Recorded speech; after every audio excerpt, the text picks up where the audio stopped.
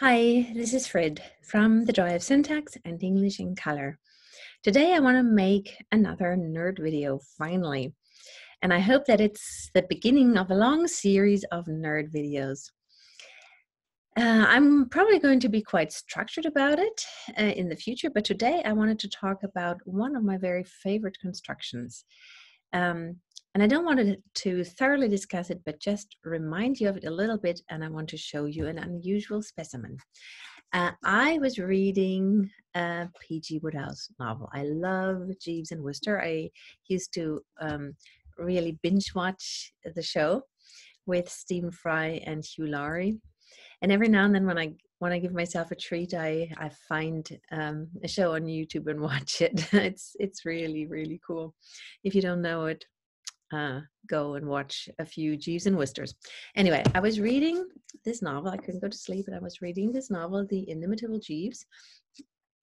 And at the very beginning, in chapter 2 or 3, I found an unusual absolute phrase. And I thought, I need to talk about this on YouTube, because it seemed when I was reading it that I would have to eat crow. In my grammar book, The Joy of Syntax and the Zen of Grammar Practice, I say on page 198, I talk about an absolute phrase. And I say, well, let me read what I say, actually. An absolute phrase, also called a nominative absolute, is an autonomous seeming yet dependent syntactic structure that is attached to or embedded in another clause, which is often, but not necessarily, a main clause. It is a structure that looks remarkably like a main clause attached to another clause, but the important difference is that it doesn't contain a finite verb form. Every absolute phrase consists of a noun phrase as subject, a subject that is never identical with the subject of the clause to which the absolute phrase has been attached, and an incomplete predicate. This incomplete predicate is either verbless or non-finite. And when I was reading the absolute phrase that I'm going to show you, I remarked with a shock that the subject of the absolute phrase was identical with the subject of the clause. So I thought, oh my God, I got it totally wrong. But then I looked at all the examples of absolute phrases that I had collected, and I looked at an essay by Francis Christensen. I hope that's how you pronounce his name. He wrote an essay called In Defense of the Absolute. Hang on, is it the absolute phrase or the absolute? Let me see. Yeah, no, In Defense of the Absolute. Very, very readable essay. And I've come to the conclusion that what I said is correct, but you need to take it with a grain of salt. And there's a special reason why P.G. Wodehouse chose this special kind of absolute phrase. But this all will make much more sense if I share my screen, not scare my screen. My God, not scare my screen, but share my screen and show you the sentence. Okay, so here we go. Actually, I think it'll be easier if I do the slideshow. That's nicer. So, an unusual absolute phrase found in a P.G. Wodehouse novel. Here's the definition again that I just gave you, but you can pause the video and read it again. I will move on to the first example. I want to give you 3 examples of regular absolute phrases before I move on to the special one that I found. Okay, so I said an absolute phrase is a structure that is almost a clause, a main clause, but not quite. It has a subject and a predicate, but the predicate is not complete. It's either non-finite or finite. So it doesn't have a finite verb form.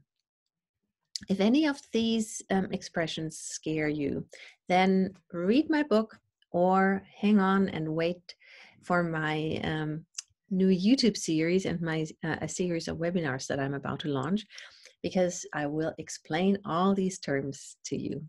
But anyway, now I'm assuming you know what I'm talking about. And I will show you this first example.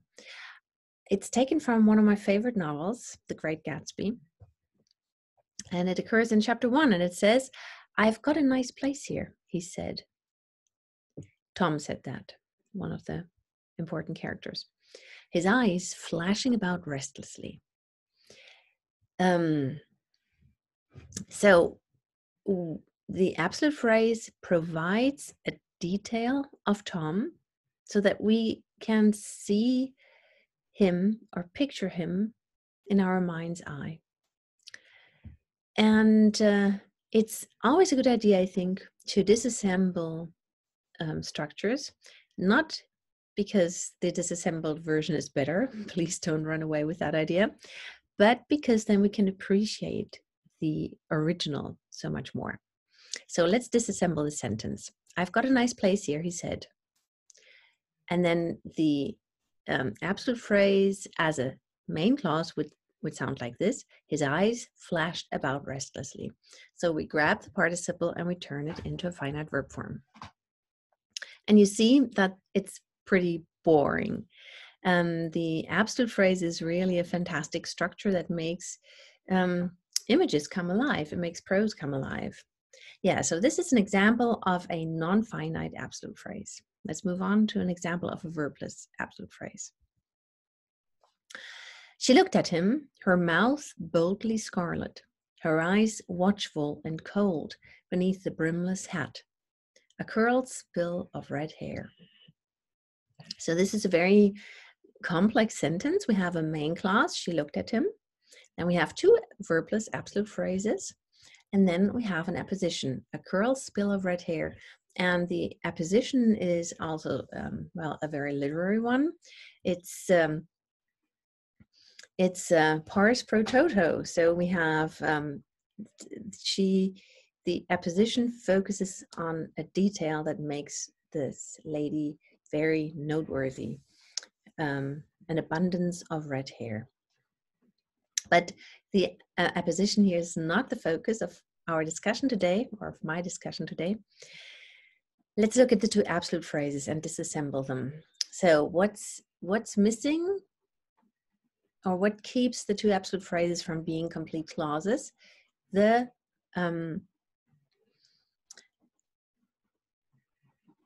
verb, a verb form of to be. So her mouth was boldly scarlet and her eyes were watchful and cold beneath the brimless hat. And already you can see, oh, this would also be quite boring if the author had said that. In this case, William Faulkner. So appreciate the original. She looked at him, her mouth boldly scarlet. By giving us these absolute phrases, he really zooms in on her mouth and her eyes.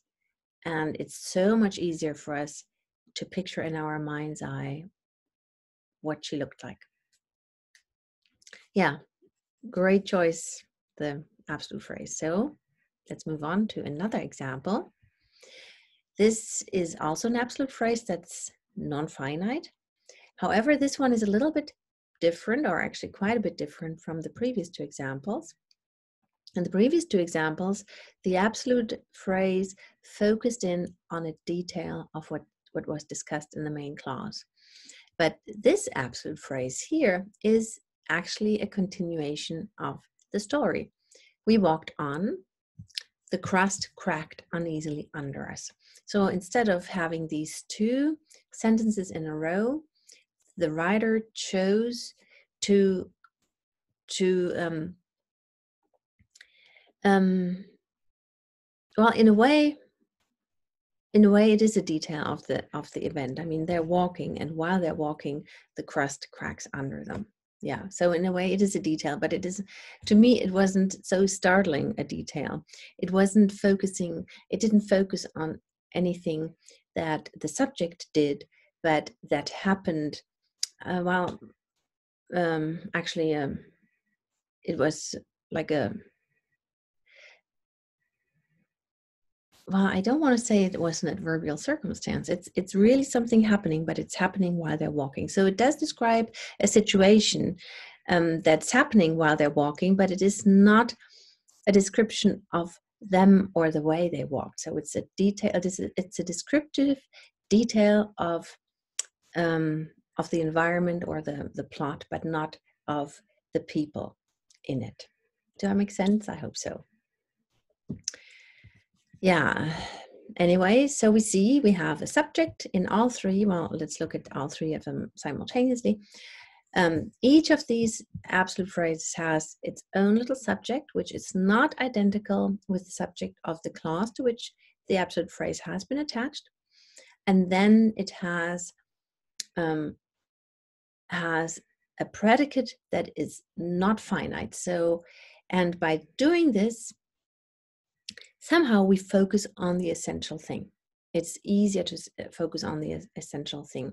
Someone, a Mr. Wright, whose first name I forgot, and I also forgot the title of his book, he compared the absolute phrase to a zoom lens, where you zoom in on a detail. Yeah, I love this construction. And because, yeah, I've looked at very many absolute phrases. Whenever I read these, they just jump out at me. And up until a few days ago, I had never seen an absolute phrase where the subject of the absolute was identical with the subject of the clause to which it had been attached. And also, let me tell you, if and when you read the essay by Christensen, he will say that you can attach an absolute also to just a noun, or that an absolute can occur between end punctuation marks just on its own. It doesn't have to be attached to a clause, which is true and is not true at the same time. When you look at expository prose, the absolute phrase will always be attached to a subordinate clause, either another subclause or a main clause. But of course, in good fiction or in lively prose, we do use fragments. And so we can then indeed attach a non-finite or verbless clause to just a noun instead of a clause. In fiction, anything goes. But that only works because we intuitively have the sense of expository prose, as it were. We have the sense of a rule or a habit, a language habit. And then when that rule is played with, then, I mean, the playing with the rule only works when we know the rule. And I'm saying rule, although I'm much more fond of saying habit. I prefer language habit to rule, because habits can change more easily. Is that true? Well, forget that. We are creatures of habit. We don't like to change habits. But anyway, I think you know what I mean. Anyway, so now, after much ado, let me share with you the absolute phrase that I came across. Old Little had jibbed somewhat at first at the proposed change of literary diet, he not being much of a lad for fiction, and having stuck hitherto exclusively to the heavier monthly reviews. So I saw this and I thought, okay, we have a subject, and then we have a non-finite predicate, compound predicate, not being much and not having stuck. And I thought, shoot, Old Little is the subject of the main clause, and he refers to Old Little, and that's the subject of the absolute. Shoot, I said something that's wrong in my book. But did I? I think this is an unusual absolute phrase. It's not a regular absolute phrase. And here we can see that the repetition of he was done for purposes of cohesion, because there are a number of words between the subject of the subject of the main clause and then what's being said about him. I think the writer wanted to really make sure that we don't forget that the not being much refers to Old Little and not to the diet. So for purposes of cohesion, he uses the pronoun, but grammatically he could have left it off, because not being much of a lad for fiction and having stuck hitherto, he could have used a participle construction instead. And if he had been uncomfortable with the idea of using the participle construction at the end, he could have actually front shifted it. And I'll show you what that looks like in a minute. But before I do, here I have the disassembled version of the absolute phrase. Old Little had jibbed somewhat at first at the proposed change of literary diet, because he wasn't much of a lad for fiction and had stuck hitherto exclusively to the heavier monthly reviews. So we see that the absolute phrase in this case has is almost like an adverbial clause of cause. It's like a reduced adverbial clause of cause or reason. And we could have used, or he could have used, a regular because clause instead. But of course, the absolute phrase is much more elegant. Here I have played a little bit, and I have experimented, and I think successfully. The sentence still makes sense if we use a participle construction instead of an absolute phrase. But in order to not separate the subject, the participle construction too much from the subject of the main clause, I thought it was a good idea to front shift it. So, not being much of a lad for fiction and having stuck hitherto exclusively to the heavier monthly reviews, Old Little had jibbed somewhat at first at the proposed change of literary diet. It's grammatically correct. I prefer P.G. Wodehouse's version, but I think this is fine. And we could also change this into an appositive, but then we would actually have to change both parts. So if we leave out the finite verb form and just have a noun phrase, not much of a lad for fiction, then we can't have, at least it hurts my taste of style, if we then have participle construction that's joined with and. So I would prefer to have two appositives. So I turned this into an appositive. Not much of a lad for fiction, but merely a reader of monthly reviews. Old Little had jibbed somewhat at first at the proposed change of literary diet. Both versions are grammatically correct. Do I like them better? No. But I think it's fun to play around with this, just to flex your syntactic muscles a bit and to see that the original is quite nice and that it was a good idea to add the he for cohesive purposes. Okay, this was a really nerdy video. I hope it made sense to you. It only made sense, I'm sure, if you are down with participle constructions and absolute phrases and predicates and subjects. If you're not, I can help. And if you are and you enjoyed this, give me a thumbs up and I will see you in the next video. Have a lovely evening or day or whatever, and I'll say goodbye. But I have to find the off button first.